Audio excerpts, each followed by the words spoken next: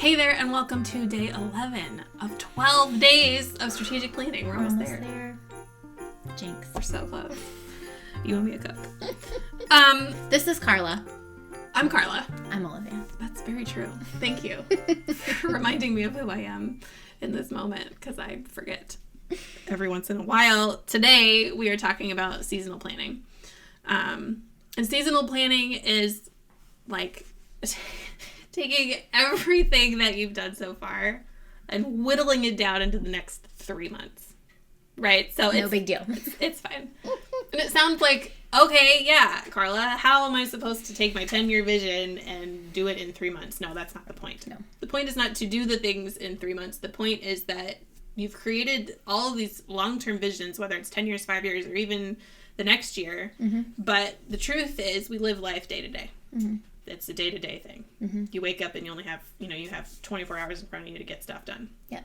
So we want to be super actionable and intentional and have as much clarity as possible about what exactly it is we need to do in order to get towards all those goals.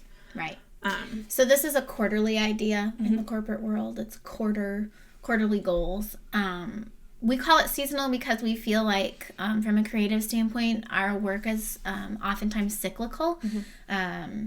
Especially as creative entrepreneurs and musicians. Mm-hmm. Things are definitely seasonal mm-hmm. and cyclical in terms of, winter tends to be a kind of down year, downtime.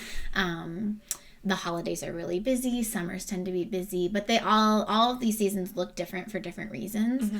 So being honest and reflective on what seasons are busy for what reasons, what seasons aren't, and then based on those things, how can you use your time mm-hmm. wisely in thinking about those 5-year, 10-year benchmarks in order to get those things done. Mm-hmm. Yeah. Well, and from a logistical standpoint, winter in my head runs from December through February, even though in Minnesota it goes till like April, right? So like quarterly starts in January.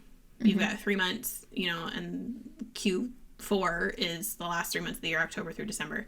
However, you may not function on that clock, mm-hmm. and that needs to be acknowledged and respected, and you need to have your own system for figuring out, your own timeline. Yeah. So putting things in terms of seasons is a little bit easier for those of us who have more varied seasonal lives. Crafts. Yes. Yeah. Mm-hmm. Yes. So what you do is you've got those 5 categories from your business breakdown: management, projects, brand growth, and lifestyle. And within each of those, you're going back through your 2020 vision and figuring out what feels the most important to start your year with. And because we're doing this, at the end of December, January's coming up, most likely you'll start your season in January, just like for all intents and purposes. Mm-hmm. So January 1 or 2, because let's be real, what do you want to be focusing on within the scope of your management, within the scope of your brand, figuring out exactly what those specific goals are. Yeah. And if you know that in your business, January, February, and March tend to be least busy, mm-hmm. then you can plan accordingly. Mm-hmm. Bigger projects. Right. So really thinking intentionally about the mm-hmm. cycle of your business. Yeah. Where are you usually in those 3 months, and what makes good sense to get done mm-hmm. in that time? Exactly. Yeah. So then you can take it one step further by breaking down those goals into like actionable to-do lists. In the workbook, there's a place for each goal and a bunch of different check boxes to establish, okay, if my goal for management is to set up a better bookkeeping system, then you need to do some research. You need to ask other people what they're doing. You need to, get finances in order. Right. Exactly. Mm-hmm. So that gives you a very clear list of the things that you can be working on a day-to-day, and like check them off when they're done, and it feels so good. Yeah. To get those things figured out. Yeah. Yeah. So that's the basic idea behind seasonal planning. All right. I love it. Yay. Day 11 done. Done. We only have one more day left. I'm so sad.